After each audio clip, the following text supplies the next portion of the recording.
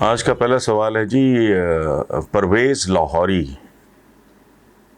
ہوائی امریکہ سے. وہ سوال عجیب و غریب سا ہے، لیکن بہرحال وہ کہاں کی بات کو کہیں لے گئے ہیں. وہ کہتے ہیں کہ آپ کے آج کے کالم اداسیاں میری داسیاں کے تناظر میں ایک سوال پوچھنا چاہوں گا کہ آپ نے کالم میں جس غیر ملکی دورے کا ذکر کیا ہے، کیا یہ وہی دورہ ہے جس میں آپ ڈاکٹر اجمل نیازی، مرحوم توفیق بٹ، عطا اللہ قاسمی، دیگر سائل پہ صرف شارٹس میں کھڑے ہیں؟ پلیز اس تصویر کے حوالے سے اپنی یادیں ہمارے ساتھ شیئر کریں. پرویز لاہوری صاحب، میں تو ایسی کسی تصویر کے بارے میں نہیں جانتا، اور نہ ہم سب جن کے آپ نے نام لیے. میرے ساتھ اس دورے میں تھے ڈاکٹر اجمل نیازی مرحوم، توفیق بٹ، اور اپنا حفیظ اللہ نیازی، توفیق بٹ اور ڈاکٹر اجمل نیازی. بس یہ تین لوگ تھے، اور وہاں کچھ ساحل واحل یہ وہ. میں تو اس طرح کے احمقانہ بچگانہ حرکت کا تصور بھی نہیں کر سکتا. میں تو بڑا پرائیویٹ پرسن ہوں. میں تو میرا تو میل ملاپ سوشلائز میں بالکل ہی نہیں کرتا. اس طرح کی حرکت کا میرے جیسے بندے سے تو توقع رکھنا ہی بڑا عجیب ہے، لیکن ڈیفینیٹلی نہیں. یہ وہ دورہ تھا جس میں قاسمی صاحب نہیں تھے، بلکہ ہمارے ساتھ حفیظ اللہ نیازی صاحب تھے. تو وہ اچھا دورہ تھا. اس میں میرا چونکہ ڈاکٹر اجمل نیازی کے ساتھ اس طرح کی دوستی یا کبھی کولیگ رہے ہوں یا بھی کبھی کسی جگہ پہ کام کیا ہو یا ہمارا بیک گراؤنڈ ایک جیسا ہو. میں لائل پور سے، وہ میاں والی، تو ہمارا کچھ بھی آپس میں ملتا نہیں تھا، اور مزاج بھی نہیں ملتا تھا. ہم کلچرلی ڈفرینٹ لوگ تھے بالکل، لیکن وہ ایک لائکبل آدمی تھے، مجھے پسند تھے وہ. لیکن تعلق بڑا ریسٹرکٹیڈ اور بڑا محدود. اس کو آپ شناسائی، ایک اچھی شناسائی کہہ سکتے ہیں، باقی نہیں. اور وہ میں نے، مجھے جب ٹرکس نے، وہ گولڈن موومنٹ والوں نے کہا، تو میں نے کہا کہ میں تو ہر بندے کے ساتھ تو ٹریول بھی نہیں کر سکتا. اگر ان تین دوستوں کو اگر آپ رابطہ کریں تو میں بھی ان کو کہہ دوں گا. تو اس طرح ہم گئے تھے. لیکن یہ ساحلوں پہ اور یہ اور وہ اور گوریوں کے ساتھ میرا ٹائپ نہیں ہے. چھوٹی عمر میں انگلینڈ چلے گئے، وہاں تربیت ہوئی، تعلیم ہوئی، کرکٹ ہوا، یہ ہوا وہ ہوا. یہاں تھے HSN میں پڑھتے رہے. اچھا، قائد اعظم محمد علی جناح دیکھ لیں آپ. تو پلیز یہ انگلش میڈیم عربی medium, Urdu medium, English medium نہیں. کیا کہا، یہ امپورٹنٹ ہے. کس زبان میں کہا، اٹس ناٹ امپورٹنٹ. اب ہمارا تو بیسیکلی اردو میڈیم ہے، تو سچی بات ہے ڈھنگ کی چیز ہی کوئی نہیں ہے. میں ایم سوری. اچھا، میں نے قائد اعظم محمد علی جناح کی مثال دی. میں نے آپ کو علامہ اقبال دیکھ لو. آپ کہتے ہو شاعر مشرق ہے، وہ تو کوئی ذہنی غلامی یا تنزلی یا کچھ نہیں ہے. So many other people in this country. یہ عبد القدیر خان صاحب ایٹم بم بنا سکتے تھے، ان سے پوچھ لیں. یہ زیادتی ہے، یہ غلط ہے. اور دوسری بات یہ ہے کہ اسلام اور اپنے کلچر، پہلی بات یہ ہے کہ اب کوئی کلچر ملچر نہیں ہے. اب گلوبل کہتے ہیں، یہ گلوبل ولیج ہے. دنیا اگر گلوبل ولیج ہے تو کلچر بھی گلوبل ہوگا. اب بچے کھائیں گے پاستے اور پیزے اور پہنیں گے جینز. اب تو ٹریکٹر پہ بھی جو چڑھا ہوتا ہے اس نے بھی لنڈے کی جین پہنی ہوتی ہے. یہ گلوبل کلچر کی طرف جا رہی ہے دنیا. او بھائی، اکبر اعظم جلال الدین محمد اکبر مغل اعظم، اس کے محلات تھے. کئی ملک نکلے اس کے ہندوستان سے، جس کا وہ ذل الہی تھا. اس کے گھر میں ٹی وی لاؤنج نہیں تھا، اس کے محل میں بیچارے کے. کیوں؟ ہاں، جب آپ گھوڑے، گدے، خچر پہ، اونٹ پہ سفر کرو گے، آپ اور طرح کے انسان ہوں گے. جب آپ گاڑی پہ جاؤ گے، جب آپ جہاز پہ جاؤ گے، آپ کی نفسیات بدل جائے گی. آپ کی رفتار، آپ کے اعتبار بدل دیتی ہے، آپ کی سوچ کو بدل دیتی ہے. اور آپ کہہ رہے ہو کہ جی اسلام سے دوری. اسلام سے دوری کدھر بھائی؟ کیسے؟ مسجدیں آباد ہیں، کوئی نماز پڑھنے کی پابندی ہے، روزہ رکھنے کی پابندی ہے. بد کرداری ایک اور چیز ہے، منافقت ایک اور چیز ہے.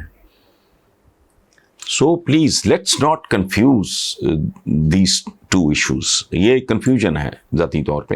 اور انگریز کی ہم کالونی رہے تو ہمارے یہاں ہیں جہاں وہ جو فرینچ کالونیز ہیں وہاں فرینچ کا, ایسے نہیں ہے. بات ہے علم کی, میڈیم ثانوی ہے. اب کیا کہہ رہے ہو؟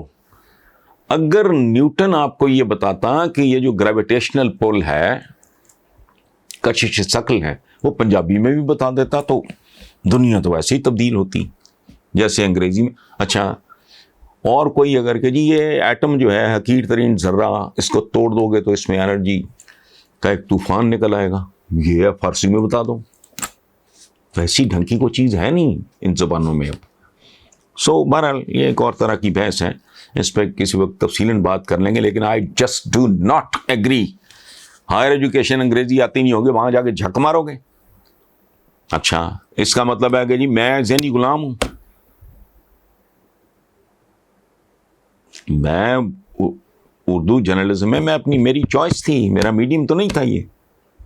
تو یہ تو کوئی بات نہیں ہے. خود عمران خان, خود جس بندے کا سب سے بڑا پرابلم ہے اس ملک کو اوپر اٹھانا, خودداری پیدا کرنا, یہ کرنا وہ کرنا. ہو بھائی, ایچسن سے لے کے وہاں تک یہ بھی گورے کا دیا ہوا اسکول ہے, وہاں بھی گورے کی دی ہوئی یونیورسٹی میں, آکسفورڈ میں یا جہاں بھی عمران خان پڑھتے رہے ہیں. تو نہیں, اس طرح کی بات نہیں. علم حاصل کرو چاہے چین جانا پڑے. تو چین جا کے انہوں نے عربی میں علم حاصل کرنا تھا, پہلے چینی سیکھنی تھی, چائنیز سیکھنی تھی. اور وہاں ظاہر ہے کوئی حدیث کا, کوئی فقہ کا علم تو حاصل نہیں کرنا تھا. علم ہے, اس کو دنیاوی اور دینی میں تقسیم کریں گے تو ہم اپنا نقصان کریں گے. سوال ہے جی, شائستہ ہیں طالبہ, پنجاب یونیورسٹی لاہور.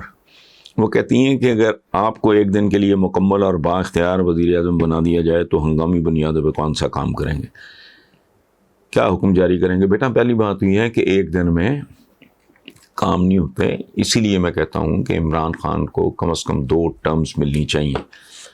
یا اس کو اور طریقے سے میں بیان کرتا ہوں کہ جتنا وقت آپ نے ٹوٹل مختلف حصوں میں پیپلز پارٹی کو یا نون لیگ کو دیا, اس سے زیادہ وقت عمران کو دیں, اس کے بعد بلیم کریں. باقی میری جو پریورٹیز ہیں, میرے نزدیک اس ملک کی اب پاپولیشن مینجمنٹ بہت بڑا مسئلہ ہے. میں آپ سے یہ شیئر کر سکتا ہوں, میں کیا حکم جاری کروں گا اس کو چھوڑیں. مجھے تو سیاست سے ویسے ہی نفرت ہے. میں نے پوری زندگی جب اسٹوڈنٹ تھا, کالج میں, اسکول میں, یونیورسٹی میں نے کبھی سیاست میں حصہ نہیں لیا, کبھی دلچسپی نہیں لی, اور نہ مجھے ملکی سیاست سے کوئی دلچسپی ہے, بلکہ اگر ہے تو کراہت ہیں. تو میرے نزدیک 2 پرابلمس ہیں. ایک ہے پاپولیشن مینجمنٹ. آپ سے اس وقت یہ 24-25 کروڑ کا ملک بالکل نہیں سنبھالا جا رہا. چند سال پہلے جو ڈاکٹر عشرت تھے اسٹیٹ بینک کے گورنر, ان کی کتاب کا عنوان اٹھا کے دیکھ لیں, گورننگ دی انگورنیبل. یہ ملک ہاتھ سے نکلا ہوا ہے, کک آپ کے پلے نہیں ہے. اخلاقیات سے لے کے اقتصادیات تک مکمل طور پہ ایک بینک کرپٹ معاشرہ ہے ہمارا. ٹھیک ہے, تو یہ نہیں سنبھالا جا رہا. اور کل دیکھتے ہی دیکھتے آپ نے جو 45-40 کروڑ ہونا ہے, تو بندہ بندے کو کھائے گا. ادھر جاؤ, رکو, چونکہ یہ تعداد کا نہیں استعداد کا زمانہ ہے, یہ مسل کا نہیں عقل کا زمانہ ہے. ایک زمانے میں بیٹے زیادہ, ٹرائب میں یہ ہو اور وہ ہو, وہ تلواروں کے زمانے تھے. میں ابھی شمشیر و سنا سنوں کوئی نہیں. اب تو اسٹیفن ہاکنگ جیسا بندہ, وہ دنیا کے رخ, معذور, ویل چیئر پہ بیٹھا ایک آدمی. اب وہ جو ہے نا شمشیر و سنا اول تو فلانا, یہ کوئی اول شبل نہیں, اب عقل اول بس.